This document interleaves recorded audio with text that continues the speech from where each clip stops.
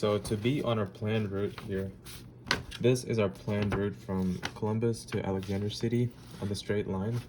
So to be on our planned route, we need some checkpoints. So the checkpoints that I marked is the first checkpoint is the river over here, and I put it down on the paper. And the second one is the I-85 highway. The third one is the town of Dadeville over here. And the fourth one is Lake Martin over here near the destination airport. So we take a ruler. So normally you would take like a E6B calculator and you would like plot it on the thing, but I don't have that right now, so I'm just gonna use a ruler. So I would just measure out the distance between each checkpoint. So from the distance between Columbus Airport to the first checkpoint, River, is about 5 miles. So I would write the 5 over here. And the distance from the river to I-85 is 17 miles that I put over here. And the distance from I-85 to the town of Dadeville is 23 miles. Yeah, 23 miles. And then Dadeville to Lake Martin is about 8 miles. And then from Lake Martin to the airport is around 4 miles. So we should be timing these distances every time we get to a checkpoint. We should be timing them, and we should be around like a minute or 2 minutes off. And that means like we're pretty good on time, that we're making good progress. So here there is the time. So it should take around 3 minutes to go from Columbus Airport to the first checkpoint. And it should take about 11 minutes to go from second one to the I-85 checkpoint, which is the second checkpoint.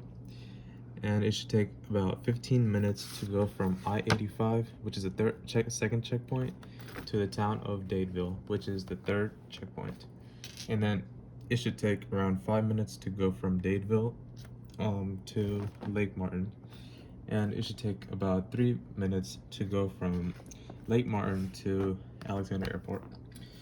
So here we have this fuel, and I think my plane burns 10 gallons per hour average.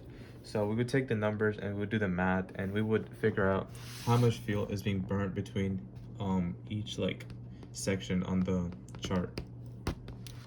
So it says it's gonna burn 0.5 gallons between the Columbus Airport and the first checkpoint, and 1.8 gallons between the second checkpoint and the first checkpoint and I-85, and then so on, like 2.5, 8.8, and 0.5.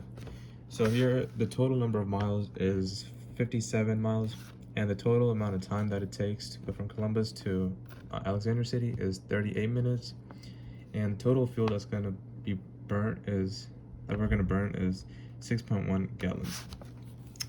So over here are the airport frequencies. So at Columbus Airport, this is for ATIS, which is for weather and stuff.